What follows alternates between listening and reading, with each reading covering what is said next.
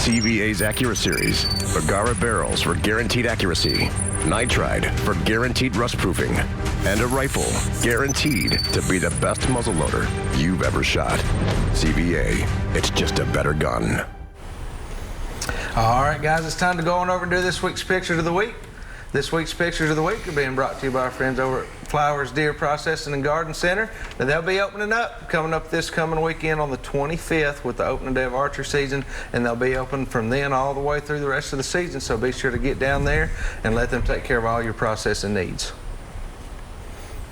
All right, it's a nice fish here, guys. This is 11-year-old Cole Cochran, and this is a nice bass that he caught while bank fishing here recently on Nickajack Lake. So congratulations on that one, Cole. That's a great looking fish.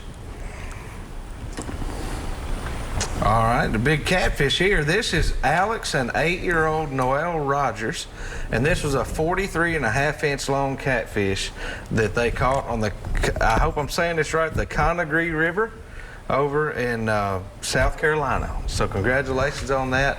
That is a big catfish. Old flathead too. That's right. Miss Paula would love that one. All right, our next picture here. We got some deer pictures still hanging around from last year. This is Thomas Mullis with a great buck that he got this past season. He is now looking forward this year, Randall, to his 35th deer season in the woods. So congratulations on that one, and I know how much you still love it. This one on the end, this is J.D. Butler and his son David. They were having a great evening on the water here lately. They get out and do a lot of fishing and share pictures with us, and we appreciate those. Way to go, J.D. If you guys want to send pictures to us here, y'all can send them to us at 474 James Robertson Parkway, or send them to me at the email there on the screen above, and we'll get them here on the show just as soon as we can. All right, guys, well, we had a good kickoff. First day we hunted. We're over at Bubba Spickard's place. Got to say thank you to Bubba. I always have a great time out there. And just, again, great fellowship and all. Now, we're fixing to move on to another hunt, but prior to that, we're going to just go through a few little tips. You know, there are things that can make a dove hunt a little more successful than other ways. I mean, it's usually ready to go for you when you get there, but there are things you can do when you get to a new field that can make you more successful. So we're going to talk a little bit about that and get right back in the dove hunting action. So let's head on back over to the field. Well, guys, I hope y'all are enjoying this year's dove hunting videos. We've had a great time putting them together. It's been really successful this year, like always. It doesn't really matter how many birds are coming in here. We're going to have a great time. We're going to eat good and have a lot of fun. I wanted to talk just a little bit real fast, though, just about a few dove hunting tips. I know it's fairly already set up for you when you get to a dove field, whether it's a private field or a public field. But what I want to talk about is possibly entering a new field that you've never been to, whether it's private or public, and some of the things that you can look for when you get to that field as far as what would probably be a good spot to sit once you get out there and get set up. So there's two doves coming to the left here. Get them.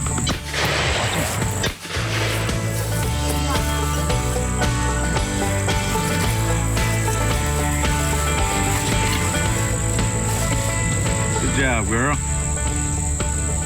Nothing wrong with taking a little break from an interview to shoot a bird. Right here, there's one to your left.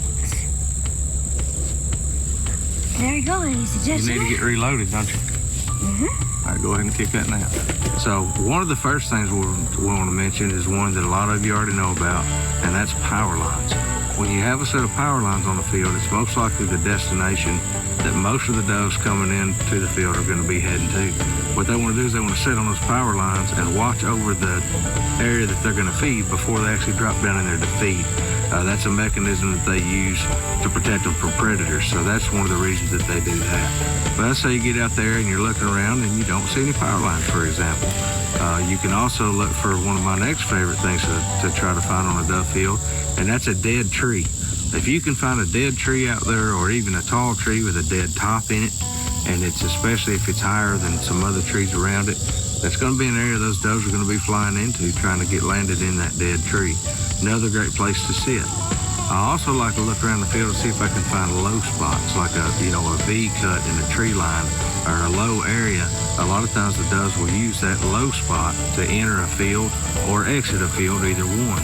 And a lot of times being on the exit side of a dove field can be just as great, and a lot of times better than being on the entry side, because when they come in, they're zooming and they're going away from you. But just because you're on the exit side doesn't mean anything. A lot of those doves are going to get shot at on these fields and make their way out the other end of the field. And being in that low line, tree line on that exit end of that field can sometimes be a fantastic place to be batting cleanup. And I tell you, you're going to be batting cleanup all day. Most of the doves are coming in groups. Several of them are going to be heading out the exit side of that field. And if you'll find the lowest spot, you'll usually find one of the areas they're going to try to exit that field. Anytime you can find a lone standing tree out in a field that's maybe the only tree that's out in a cut area and there's one tree around there, they will tend to fly towards or over top of that particular tree. So that's another spot that you can set that'll tend to get more traffic than others. But these are just a few things that might help you get a good spot picked out on a field that you're not as familiar with. Some things that you can look for that'll help you get into a spot that ought to be able to be pretty good for the action. So most of the time, anywhere on a dove field's a good spot to be. No doubt about it. There's no bad spot to be as long as you're out there enjoying it, having a good time with your buddies. But these tips here maybe ought to help you get just a little bit more shooting in on you next time. Emory and I are going to sit here and keep watching for a few more to come in, and we appreciate y'all tuning in. We'll see you back here in just a little bit.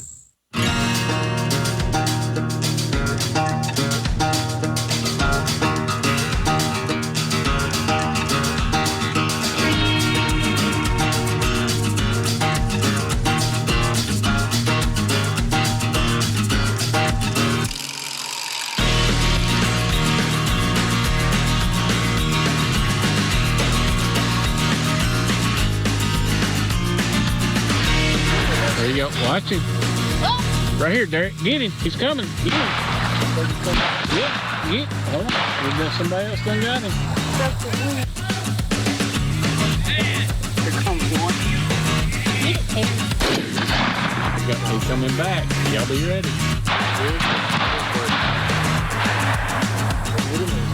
No, he's still going. Got him that time.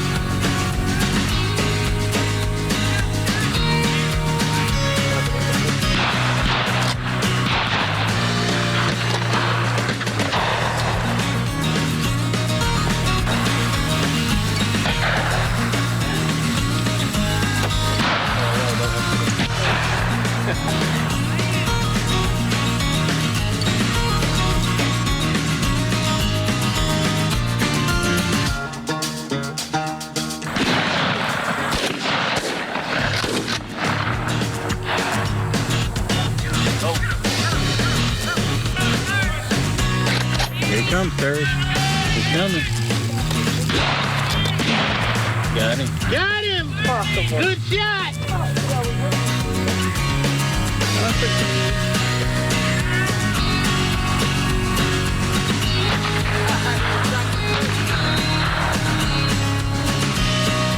Get him, Chad.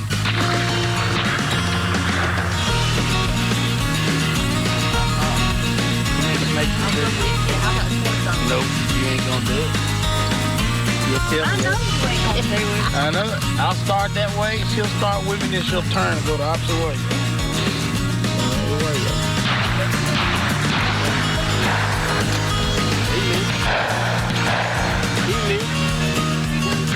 Be ready, Derek. Be ready. Be ready. Don't move. Hit him, Derek. Hit him.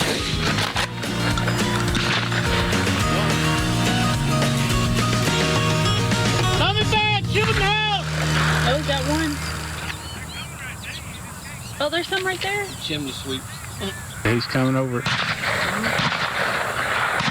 turned the other way.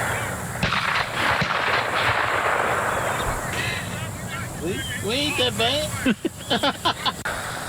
Shooting house. Here it comes, Randall!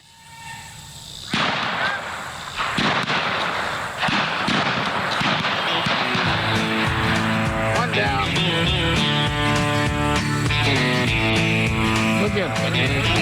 Look at that.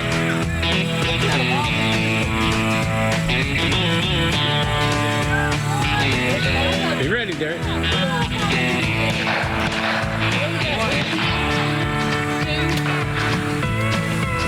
Here they come. Oh, right there. Oh, look at those. Derek, here they come. You gotta hit that one.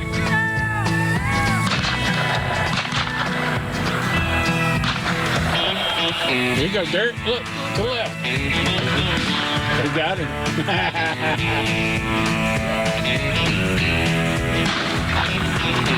Here comes another. There's one right there. Derek, straight ahead.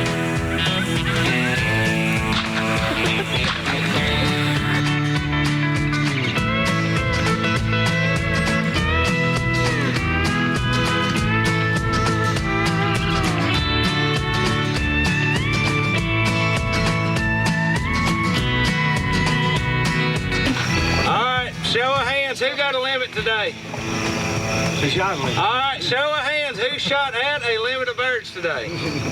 All right, guys, that's how it works. Today was a dove shoot. It was not a dove killing. We shot at a bunch of them, and they were high. They were flying fast. We've got northern birds in here now. I think our local birds are pretty much out of here, but that means probably some good shoots over the next couple weeks, so that's going to be a good time. But we all ate good, and we had a lot of fun, and camaraderie. It's been another great season. We have a lot of good hunts, and this is what it's all about right here. It has nothing to do with these land right here. It's all about this right here, and that's we have done plenty of that. We've had a good time, ate food, had fellowship, and just enjoyed every minute of it. So we'll be out here doing it again here soon, no doubt about it. But I hope y'all have enjoyed this year's dove shows. I know we've had a great time getting out and shooting them.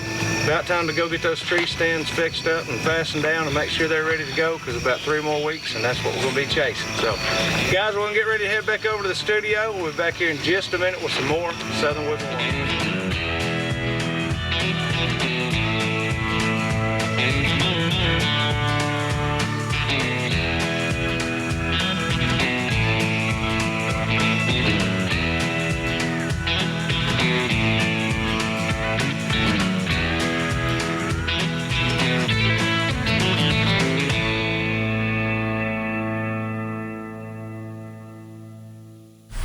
All right, guys, welcome back to the studio.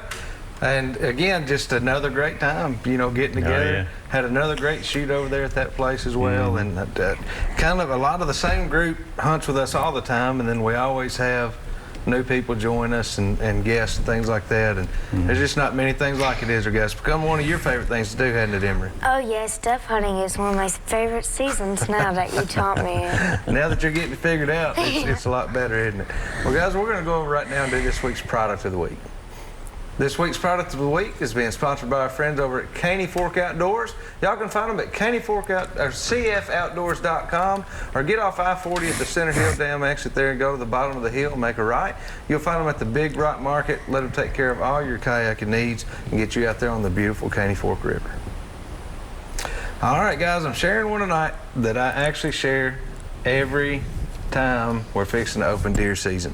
I get asked probably as much as any other question that we get here at the show, what do we do to help prevent chiggers and especially ticks with all the diseases we have going around now?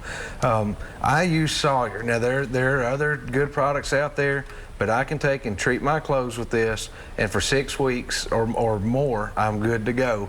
And this absolutely does make an enormous difference in the amount of ticks and chiggers that you will deal with in the woods. You can get this at a lot of your local retailers. I usually get this at Co-op, but again, it's just more the fact that you're getting this.